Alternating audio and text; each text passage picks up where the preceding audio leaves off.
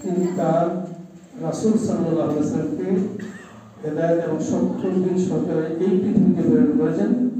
যেন তার দিন অন্য সকল দিনের উপর বিজয়ী হয়।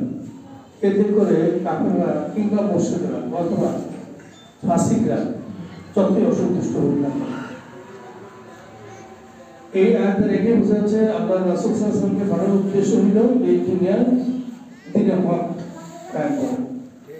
এবং সেই অনুযায়ী রাসূল সাল্লাল্লাহু আলাইহি ওয়াসাল্লাম মদিনায় দ্বীনে হক কায়েম করেছিলেন।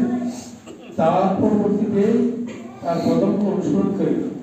সাহাবায়ে কেরামগণ, বিশেষ করে চার খলিফা হযরত ওমর, হযরত আবু বকর, হযরত ওসমান, হযরত আলী রাদিয়াল্লাহু তাআলা আনহু,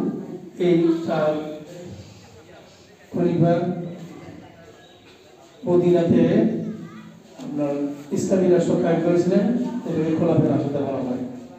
এরপরেও ওমাইয়া খোলাফা, আব্বাসীয় খোলাফা